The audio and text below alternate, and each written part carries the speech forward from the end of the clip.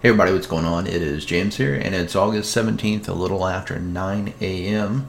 and just sat down about 10 minutes ago to take a look at the market and see how things are going. Probably going to be gone most of today, so hopefully nothing too crazy happens, but I don't know that that's a safe bet. So let's talk about what's going on. So the first things that I noticed when I sat down this morning was our 4-hour death cross has indeed come to be. So I wanted to show that to you real quick. This orange line crossing over this yellow line is what I've been talking about for the last couple days. That is indeed what's called a death cross. The last time that happened, price was up around 10.5 and price continued to fall to 9,100. The time before that, when this happened, price was back around 6,000 or 6,500 in September of 2018, and it fell all the way down to, of course, 3,200. It found the bottom. So this is a very bearish sign, but I wanted to point out, and I'm really glad somebody commented about this. You know, they basically said that in another video they saw that it makes more sense if it's sloping down hard instead of converging like this. One thing about trading, and this will save you so much heartache if you'll just follow this one simple rule: never enter a trade based on one reason alone. All right, this is something that I learned from a guy named Brian Beamish. He runs a site called The Rational Investor, and he was one of the first people that I learned about trading from. I joined the site in May of 2017, and I was a member for about a year and a half. Okay, Brian is more of what's called a position trader, so he trades positions that he holds for months at a time. He's not a day trader, not really a swing trader either. Does a little bit of swing trading, but mainly a position trader. And one of his rules that he taught was only enter a trade when you have 3 reasons to enter that trade. And of course, those 3 reasons, he gave lots of different possibilities. For me personally, I've really adopted that rule in any type of swing trading I do, which I don't do a lot of swing trading, but when I do swing trading, it's 3 reasons for me. So the death cross would be one reason. Other reasons would be, for example, if I found a setup, that would be a second reason. And maybe, depending on the setup, maybe that would be 3 reasons in itself. Okay, so for example, my day trade setup that I created, it's actually made up of 3 different reasons for a trade, and that's what makes it a setup. So a lot of people will lose a lot of money if they see something like this and just jump in every single time they see it, because what you'll often get is a fake out. You'll get this to kind of dip underneath there, and then the bulls will pull off a miracle, pump the price, and it'll go right back above it. And it'll just end up being like an area where it's basically, for lack of a better term, smushed together, right? It never actually breaks. So it's good for the bears. It's a good sign for the bears, but it's not a reason to go crazy and say, okay, I'm just going to short the hell out of Bitcoin, right? You could get in a lot of trouble doing that. So that was the first thing I noticed when I sat down. All right, so this is another chart that I pulled up. This is a Bitstamp chart, and I started noticing this. This concerns me a little bit. Well, it doesn't concern me. It kind of excites me, actually. But it concerns me for bullish people, okay? Because what we have here, this is a 12-hour chart. What we have trying to form, and it's too early to say, this could do all sorts of stuff, but this looks like a head and shoulders. Like, this is the left shoulder over here, this is the head, and this looks like it's trying to form a right shoulder. Now, here's why this makes sense to me.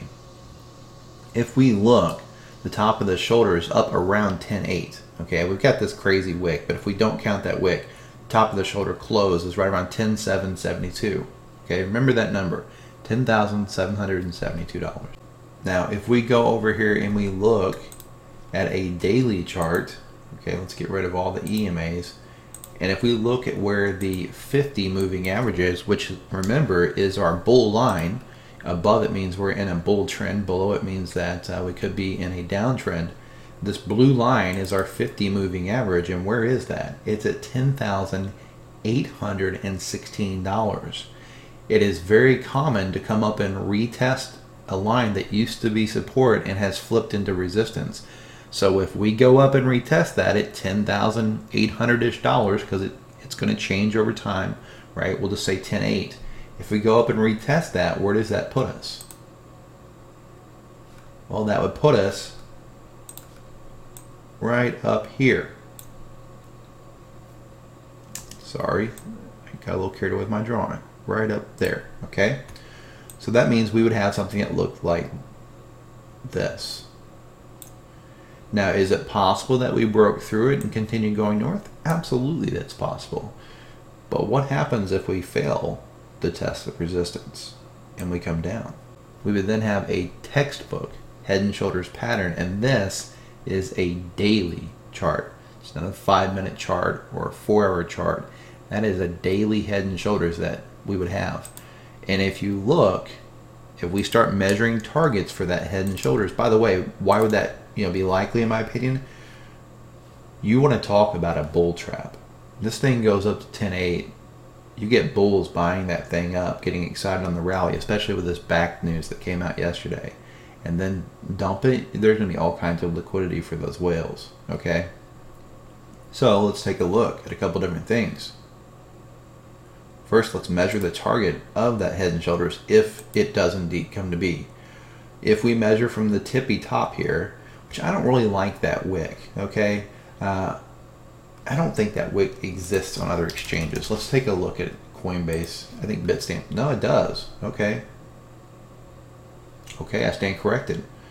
So I guess we will measure that wick. I was trying to discount it, but okay. So if we come down to the very bottom of this tail here, you can see that that is indeed be a valid neckline. So if this thing breaks, if it forms, which is days away, if it even happens, and then if it breaks, remember how head and shoulders works from the past videos? You measure from the neck to the top, and then that is the breakdown target. I'm trying to get it lined up as close as I can. That would give us a breakdown target of $6,638. Not very surprising that that lines up almost perfectly with this tail over here. Okay, so I'm watching that with quite a bit of excitement as a bear. I would love to get a great short entry up around 10.5, 10.6, maybe even 10.8. That would be awesome, right, if the setup existed. So I am watching that very, very closely. The other thing, let's take a look at the Fibonacci levels here. I haven't done this yet. If we measure from the top of the move to the bottom of the move, 10.8, looks like 10.8, 10.9 actually, would be the 50% level, so we might not get quite that high. It could be that we stall out around this 38 fib. In fact, I just noticed this. That's exactly what happened yesterday. Look at this. This was the top of our move to the bottom of our move. We came up, we pinged the 38.2 Fibonacci level. It was 10.558. The top yesterday was 10.539. So within about $19. You talk about being powerful. If you don't know anything about Fibonacci levels, spend a day learning them. They are extremely, extremely useful. Okay? So this looks to me like the most likely scenario is we're probably going to come back down and test this 23 fib. We could get a dead cat bounce off of it, or we could just fall through it, but we will see. Ideally, I would like to see this head and shoulders form, right? That'd be great. I'd rather go short at 10.6 than go short at 10.1. All right. So watching that one, it's too soon to say what's going to happen with that. Let's look at weekly chart real quick. Let's see where we're at on it. On the weekly chart, the 21 moving average is the accepted norm for the bull trend or whatnot. So there we have it. It's sitting down around $8,386. And again, I don't see any problem with dipping underneath that. Some people say if you dip underneath it, it's a bear market. That's nonsense, nonsense, nonsense, nonsense. We dipped underneath it plenty of times in the past. It wasn't a bear market. Right here it dipped underneath it on a tail. Right here it dipped underneath it on a tail. Right here it dipped underneath it on a tail. Right? So it does. This actually was the end of 2015, which was what happened right after it rallied. It had a bear market, then rallied. Then it came underneath it for several weeks, consolidated, and finally moved up. So considering this is our first rally after the bear market, something like this is totally feasible. Doesn't mean we're in a bear market again. Okay? There's lots of things that can happen that everybody overreacts to. So yeah, I do think we'll slip underneath that eventually. I'm still waiting. Still have bids sitting down around 7,200. I still have bids sitting at 6,000. I still have bids sitting down at 5,200. And yes, I even have some bids sprinkled in down in the low 4,000s, so we could come down and fill this volume gap. Okay? Because again, I'm not going to put in my entire net worth. First of all, I'm not going to put my entire net worth no matter what. But the lower the price goes, the larger the investment I'm going to make. If it only goes to 7,000, I'll invest X. If it goes to 6,000, I'll invest, a little more. If it goes to 5,000, I'll invest a little more. And if it goes to 4,000, I'll get very, very aggressive with the amount of money that I put in, because I feel like my risk reward is just massive. Okay? All right, so let's talk about Litecoin. I'm not going to talk about all the alts today. I'm just going to talk about Litecoin. Litecoin is looking like absolute dog doo. Okay? I almost closed my short the other day and rebought the Litecoin that I had sold up around 127. I'm super glad I didn't. I thought we had a wick-off pattern in play. I even posted it on TradingView. This looked good to me, right? When I looked at this chart, it's funny because I did a video on it saying I was bearish, but the chart was disagreeing with me. I even put on here, look, I've actually been short since 127, but maybe it's time to close it. Yeah, no. Look, bam. Price is completely dumped out of the bottom of this thing. When I first started drawing this, I thought we were actually over here, right, where we had just come down this leg.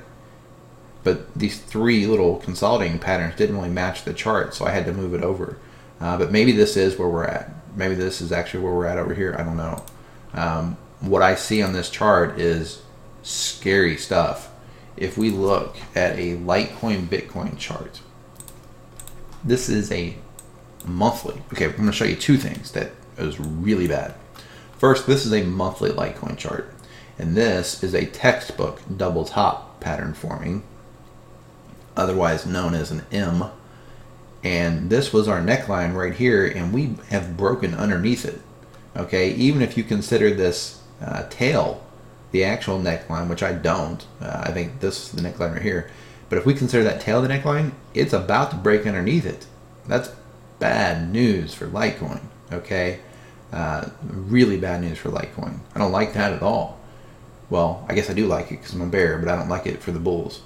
If we take the monthly chart off and we look at a 12-hour chart, it's even more bad news. And we put this on a 12-hour. We have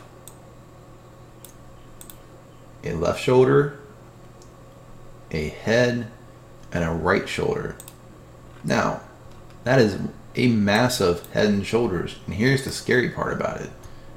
If we measure that from the top down to the neck, that's a $69 move.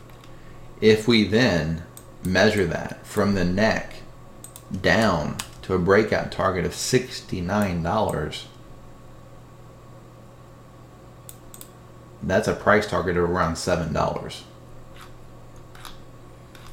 Now, no one wants to admit that that's possible, and I don't think it's going to happen. I want to be very clear. I do not think Litecoin is going to $7. I'm still a buyer down in the $35 to $40 range unless something changes. But I want to show you something. All right, so here's the bad news for Litecoin hodlers. See this? This is actually December of 2013. Do you see what price got to? It got to $65. Literally, the top was $65 even. And look at this. Just, a little over a year later, Litecoin made a low of 44 cents. Yeah, most people don't want to talk about that. They want to act like it's impossible to go that low. They want to act like, once you get to a certain level, you can never retrace. Hey, $50 Litecoin, there's no way it's going back to, $20 Litecoin. Oh, $100 Litecoin, there's no way it's going back to 50. When it got to 400, I saw, I don't remember who it was now. I wanted to give him credit, but I can't remember who did it. But I saw somebody on Twitter literally saying that when Charlie Lee came out and said that $20 Litecoin was a possibility, they said not only is it a possibility, it's a probability. And I remember thinking, oh man, I should sell. But again, we had all the talking heads who, scared me and FOMO'd me. My fault, not theirs. But, again, that's why I don't like talking heads. That's why I don't like the perma bulls, because they cost people money. So I held, and I'll just tell you how many I had. I don't even care. It wasn't that many. I had 50 Litecoin that I bought for $50. Okay. So when they got up to $420, they're worth like $21,000, right? And I didn't sell them. And I rode those 50 Litecoin all the way down to $22. Okay. And I actually bought more Litecoin because I was still thinking it was going to go higher. We had the really big popular newsletter saying it was going to 1,500. So I bought 200 Litecoin at $151. right? After it started to fall, I was like, man, this is awesome. $151 is a killer deal for a coin that was $420 a few months ago. And again, I rode those 200 Litecoin all the way down to $30, right? Finally sold them around $30 and bought back lower. Finally, right after taking an 80% loss. So Litecoin, literally Litecoin by itself, I had over $20,000 in unrealized gains, and I had over $20,000 in real losses when I bought at 151 and sold at 30, right? Almost completely wrecked me. One coin, because I fell in love with it and I thought it was going so high. I thought it couldn't go down. It couldn't possibly ever go down that low, right? Even when it was 400, I thought, yeah, it might go down to 200 or 300, but it ain't worth the risk. Of course it was worth the risk. I should have sold it, right? Litecoin in 2013, $65. Litecoin in 2015, 44 cents. You want to measure it? Let's measure it. It lost 99.32% of its value. 99.32% of its value. So let's measure from the top. This says 369. It got to 420 on Coinbase. Let's measure down 99.32%. That would be $2.49. If it had the exact same drop, it would be $2.49. So when I say that this Head and Shoulders has a target of $7 and people roll their eyes and say, you've lost your mind, maybe. I know I haven't, because I'm not saying it's going to happen. I'm just saying that is indeed the breakout target of this Head and Shoulders. Like it or not, that's life.